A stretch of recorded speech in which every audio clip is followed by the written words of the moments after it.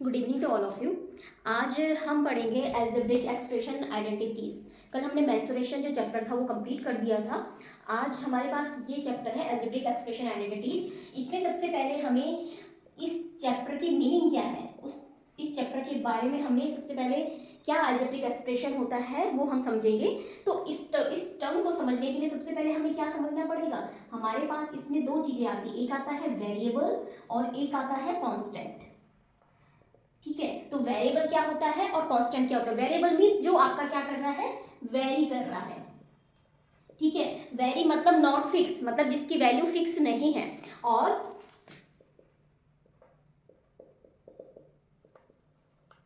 Constant हमारे पास क्या होता है, जिसकी वैल्यू क्या होती है, फिक्स होती है। ठीक है, तो हमारे पास जिसकी वैल्यू हमारे पास क्या है, फिक्स है, वो हमारे पास कांस्टेंट है।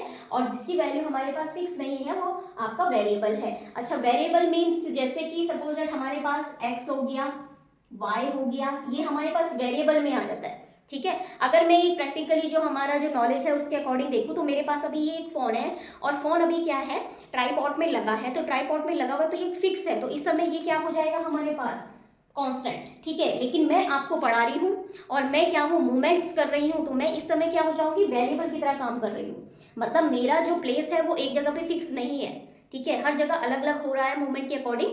तो इस तरीके से मैं क्या हो जाऊंगी, यहाँ पे वेरिएबल हो जाऊंगी। और जो ये मेरा कैमरा है, फोन का कैमरा या फोन है, वो मेरे लिए कांस्टेंट, वो क्या हो जाएगा, कांस्टेंट हो जाएगा इस टाइम पे, प्रेजेंट टाइम पे। ठीक है, तो अब क्या है, एक्स वाई मैं क्यों ले रही हूँ, क्योंकि देखो हमने ये चीज पढ़ी है कि ये क्या है, वेरिएबल होते हैं। अब क्यों, कैसे, तो x की वैल्यू क्या होती है, कभी 1 हो जाती है, कभी 2 हो जाती है, कभी 3 हो जाती है, वो अकॉर्डिंग टू कंडीशंस हो जाती है। ठीक है, ऐसी y की वैल्यू भी जाती है। लेकिन कांस्टेंट में क्या है, अगर 1 है तो 1 ही रहेगी, 2 है तो 2 है, 2 की वैल्यू 3 नहीं हो सकती, 4 की वैल्यू 5 नहीं हो सकती। जैसे मेरा नाम पूजा है तो मेरा नाम कोई और दूसरा नहीं हो सकता। ठीक है, तो जो मेरा नाम रखा गया है उसी के अकॉर्डिंग मैं क्या हूँ, मेरा नाम मेरे लिए क्या हो जाएगा, कांस्टेंट हो जाएगा। ठीक है, तो अब इसमें क्या है हमारे पास, अब आ जाता है इसमें टर्म्स। ठीक है, अब इस हमारे पास वेरिएबल और कांस्टेंट समझने के बाद हमारे पास अब क्या आ जाता है, टर्म्स आ जाता है। अब टर्म्स में क्या चीजें आती है हमारे पास, एक आता है हमारे पास वेरिएबल, एक आता है हमारे पास कांस्टेंट और दूसरा आता है वेरिएबल प्लस कांस्टेंट। ठीक है, तो क्या है, वेरिएबल है, कांस्टेंट है, वेरिएबल प्लस कांस्टेंट इस तरीके से है। तो वेरिएबल में हम हमने अभी पढ़ा तो क्या आ जाएगा, x y, इस तरीके से कोई भी वैल्यू आ जाएगी। कांस्टेंट में 1 2 3 4 इस तरीके से कुछ भी आ जाएगा। और वेरिएबल प्लस कांस्टेंट में क्या आ जाएगा, जैसे x प्लस 2।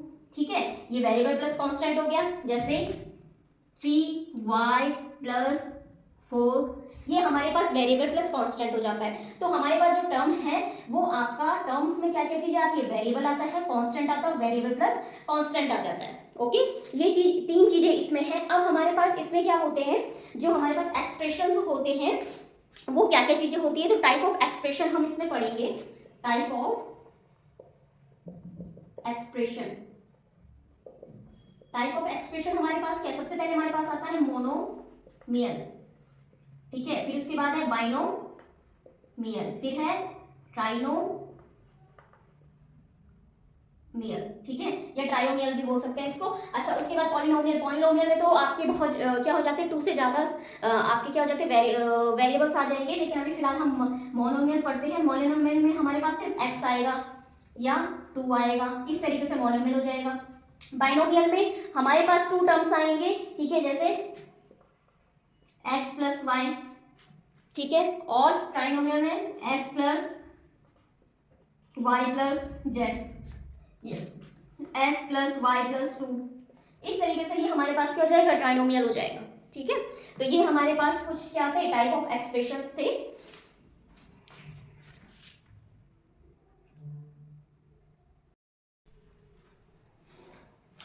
ओके, आगे हम पढ़ते हैं इसमें रिकॉर्डिंग एडिशन एंड सब्ट्रैक्शन। मतलब इसमें आपका एडिशन और सब्ट्रैक्शन किस तरीके से होता है एल्जेब्रिक एक्सप्रेशन में। अच्छा, इसमें एक चीज आपकी लेफ्ट हो गई थी, जो हमारा एल्जेब्रिक एक्सप्रेशन होता है वो आपका कलेक्शन ऑफ टर्म होता है। कलेक्शन ऑफ टर्म का मतलब है, अभी मैंने बताया था, टर्म में आपके पास क्या क्या चीजें आती है, वेरिएबल आ जाते हैं, कॉफिशिएंट आ जाते हैं और प्लस वेरिएबल प्लस कॉफिशिएंट आ जाते हैं। तो इन सब को मिला के आपका एक क्या होता है, एक्सप्रेशन बनता है जिसे हम क्या बनते हैं बोलते हैं अलजेब्रिक एक्सप्रेशन बोलते हैं। Just like 2x plus 3y plus 4, तो ये आपका क्या हो जाएगा अलजेब्रिक एक्सप्रेशन। ठीक है, जरूरी नहीं है यहाँ पे x और y हो, कोफिशिएंट आपके पास यहाँ पे वेरिएबल कुछ भी हो सकता है। ठीक है, ये तो आपका क्या है कोफिशिएंट है 2 3 4, ठीक है, जिसको हम क्या बोलेंगे कोफिशिएंट किसका है आपका x का। ठीक है, और यहाँ पे ये क्या हो जाएगा कांस्टेंट टर्म है और ये क्या है वेरिएबल है। ये क्या है हमारे पास कांस्टेंट कोफिशिएंट बोलेंगे इसको। ठीक है, और ये भी हमारे पास कोफिशिएंट है और x हमारे पास x और y हमारे पास क्या है आपके पास ये आ जाएगा वेरिएबल। ठीक है, और 2 और 3 और ये 4 हमारे पास क्या आ जाएंगे, ये सारे के सारे ये हमारे पास क्या है, इसको हम कांस्टेंट टर्म भी बोलते हैं। ठीक है, तो मैंने अभी बताया कि आपका कांस्टेंट टर्म वेरिएबल को मिला के आपका क्या बन जाता है एक अलजेब्रिक एक्सप्रेशन बन जाता है। ठीक है, तो आप क्या कह सकते हो collection of term is called be a algebraic expression. तो अब हमारे पास इसमें क्या है रिकॉलिंग हमने करना है जो हमने पहले पढ़ लिया है कि एडिशन और सब्ट्रैक्शन किस तरीके से हम अलजेब्रिक एक्सप्रेशन में करते हैं वो क्या है। तो इसमें क्या है while adding algebraic expression we add like term. हम कभी भी जब एडिशन करते हैं तो हमें ये चीज ध्यान रखनी पड़ती है कि हमें लाइक टर्म को ही जोड़ना है। लाइक टर्म का मतलब क्या है, जैसे मेरे पास दिया है 2x सॉरी यहाँ पे दिया है 5x।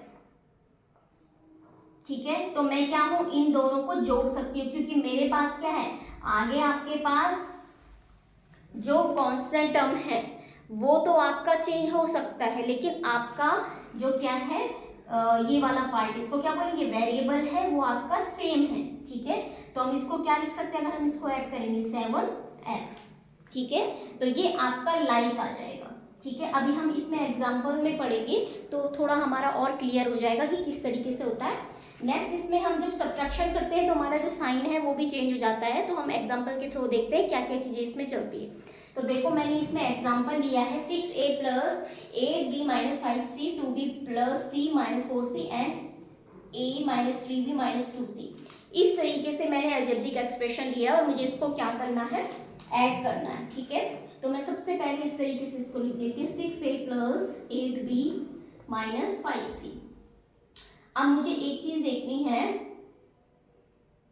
ये a है सॉरी। ठीक है, अब मेरे पास a क्या हो गया इधर आ गया तो मैं अब क्या हूँ a के नीचे a वाला टर्म लिख दूंगी और b के नीचे b वाला टर्म पूरा। ठीक है, ये हो गया। अब मुझे सिंपल सबको ऐड करना है। ठीक है, साइन कोई भी चेंज नहीं होगा, एडिशन में सेम ही रहता है। तो अब हम स्टार्ट करेंगे जैसे सिंपली हम एडिशन करते ही हैं। तो ये हो जाएगा आपका 5 माइनस 4 माइनस 9।